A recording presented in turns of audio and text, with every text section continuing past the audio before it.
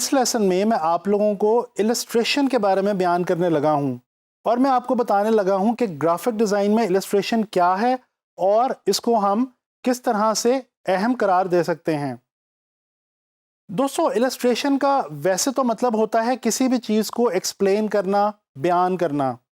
जब हम graphic design में इलस्ट्रेशन की बात करते हैं तो बेसिकली ग्राफिक डिज़ाइन में इलस्ट्रेशन का मतलब है किसी भी चीज़ को विजुअल के थ्रू बयान करना, विजुअल के थ्रू एक्सप्लेन करना। दोस्तों, जब किसी भी चीज़ को किसी भी कहानी, पिक्चर, प्रोसेस या किसी भी डाटा को कुछ इस तरह से विजुअली एक्सप्लेन किया जाए, विजुअली इस तरह से उसको डिकोर किया जाए या इंटरप्रेट किया जाए कि उसको बाद में आम तौर पे लोगों तक पहुंचाने के लिए प्रोड्यूस किया जा सके और किसी मीडिया के थ्रू पब्लिश किया जा सके, तो वो कहलाती है ग्राफिक डिज़ाइन में इलस्ट्रेशन। अच्छा दोस्तों, यहाँ पे आपको एक इंटरेस्टिंग मैं बात बताता चलूँ इलस्ट्रेशन के हवाले से। इलस्ट्रेशन का एक बहुत ही गहरा ताल्लुक है एक बहुत ही कदीम फ़न के साथ, एक बहुत ही कदीम फॉर्म ऑफ आर्ट के साथ, और वो फॉर्म ऑफ आर्ट है जनाब Ali art of story telling. जी हाँ दोस्तों, आप लोग जानते हैं कि ज़माना कदीम से इंसान एक दूसरे को कहानियाँ बयान करता आया है। बात कुछ यूं है कि शुरू में जब इंसान ने कहानी बयान करने का फ़न सीखा तो वो कहानियाँ अल्फाज के थ्रू, यानी कि सिर्फ वर्ड्स के थ्रू बयान किया करता था। लेकिन वक्त के साथ साथ उसने खाके बनाने सीख लिए, उसने तस्वीरें बनानी सीख ली, और इस तरह से क्या हुआ कि इंसान ने इन्हीं कहानियों को विजुअल्स के थ्रू एक्सप्लेन करना शुरू कर दिया, और यहाँ से बुनियाद पड़ी दोस्तों इलस्ट्रेशन जैसे फॉर्म ऑफ आर्ट की, जिसका ग्राफिक डिज़ाइन में बहुत ज़्यादा अहमियत है इसकी, और बहुत ज़्यादा हम इसको इम्पॉर्टेंट करार देते हैं। दोस्तों, आप लोगों ने वो बच्चों वाले कायदे तो देखे होंगे जिनके अंदर हम किसी भी छोटी सी चीज़, छोटे से छोटे कॉन्सेप्ट को तस्वीर की सूरत में देखते हैं।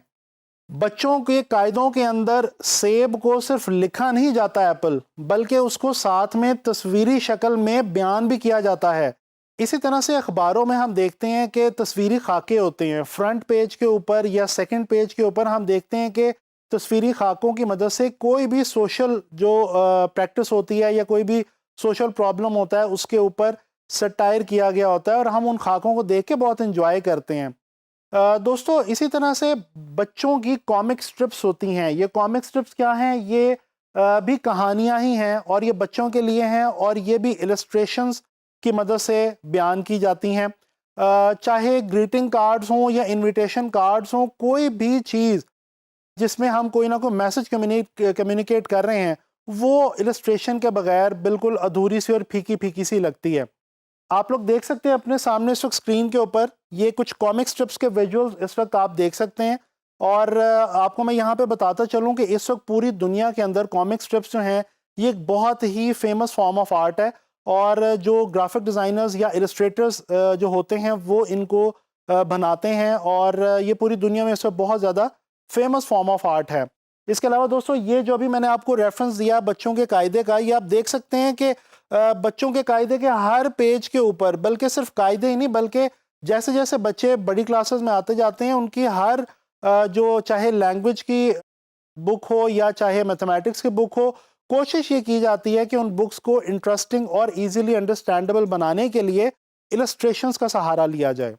अच्छा दोस्तों, यहाँ पे इलस्ट्रेशन के हवाले से मैं आपको ये भी बताता चलूँ कि इलस्ट्रेशन जो है वो पुराने दौर के अंदर मैनुअल हुआ करती थी। मैनुअल से मुराद ये है कि ड्राइंग की सूरत में, स्केचेस की सूरत में, या फिर जो पेंटिंग है उसकी सूरत में इलस्ट्रेशन को किया जाता था। पेंटिंग की जब हम बात करते हैं तो इसमें पोस्टर पेंट्स भी इस्तेमाल किए जाते हैं, और इलस्ट्रेशन के लिए ख़ास तौर पे वाटर कलर्स जो हैं ये एक बहुत ही फेमस मीडियम ऑफ आर्ट है, जिसको इलस्ट्रेटर्स बहुत ज़्यादा शौक से और अपने पसंदीदा मीडियम के तौर पे जो है वो इस्तेमाल करते हैं। अच्छा जी, इसके अलावा जब ये जो मैनुअल वाला जो दौर था ये शिफ्ट हुआ डिजिटल के ऊपर, तो डिजिटल इलस्ट्रेशन मुतारफ़ हो गई, और उसके अंदर हम लोग देखते हैं कि एक बहुत ही मशहूर सॉफ्टवेयर है जिसका नाम है एडोबी इलस्ट्रेटर। और जी हाँ, ये वही सॉफ्टवेयर है जो कि इस कोर्स के अंदर अभी हम पढ़ने भी वाले हैं आगे चल के, इसको हम सीखेंगे बाकायदा तौर पे। तो ये जो अडोबी इलस्ट्रेटर है, ये वो सॉफ्टवेयर है, ये वो टूल है जिसकी मदद से डिजिटली हम इलस्ट्रेशंस बनाते हैं। चाहे वो कार्टून कैरेक्टर्स हों, चाहे वो कोई किसी किताब का कोई पेज हो, कोई भी चीज़ हो, हम अडोबी इलस्ट्रेटर में उसको डिजिटली प्रोड्यूस कर सकते हैं, इलस्ट्रेट कर सकते हैं। अच्छा दोस्तों, इलस्ट्रेशन की जब हम बात करते हैं, मैं आपको ये भी बताता चलूँ कि जनाब, जब हम फ्रीलांस ऑनलाइन मार्केट की बात करेंगे तो इलस्ट्रेशन वहाँ पे बहुत ही ज़्यादा इम्पॉर्टेंट है। ऑनलाइन फ्रीलांस मार्केट प्लेसेस पे ग्राफिक डिज़ाइन से रेलेवेंट जो स्किल्स बेची जाती हैं और ख़रीदी जाती हैं, जो सर्विसेज बेची जाती हैं, उनमें से एक बहुत ही ज़्यादा इम्पॉर्टेंट सर्विस और बहुत ही ज़्यादा इम्पॉर्टेंट स्किल जो है वो इलस्ट्रेशन की भी है। तो दोस्तों, यहाँ पे आपको कौन कौन से काम करने होंगे, मैं आपको बताता चलूँ कि चाहे आपके क्लाइंट को पोस्टर्स बनाने हों, या उसको अपने किसी भी कंपनी या ब्रांड के लिए मैगजीन ऐड या प्रिंट ऐड की ज़रूरत हो, इसके अलावा बुक्स, बुकलेट्स और जो कंपनी प्रोफाइल्स होती हैं, ये बहुत ज़्यादा जॉब्स अवेलेबल हैं ऑनलाइन फ्रीलांस मार्केट प्लेसेस पे उन ग्राफिक डिज़ाइनर्स के लिए जिनकी इलस्ट्रेशन अच्छी है। इसके अलावा दोस्तों, एनिमेशंस और जो वीडियो गेम्स हैं, उनके लिए भी कुछ ऐसे स्टैटिक ग्राफिक्स रिक्वायर्ड होते हैं बाजू का क्लाइंट को। इनके अंदर भी, इन एनिमेशंस में और इन वीडियो गेम्स के अंदर भी जो है वो स्टैटिक ग्राफिक्स इलस्ट्रेटर की मदद से इलस्ट्रेटर्स तैयार करते हैं। तो दोस्तों, आई होप कि आप लोगों को इलस्ट्रेशन के हवाले से जो है वो समझ आ गई होगी। तो इंशाल्लाह ताला नेक्स्ट जो होगा हमारा लेक्चर, उसमें मिलेंगे ग्राफिक डिज़ाइन के किसी नए कॉन्सेप्ट के साथ।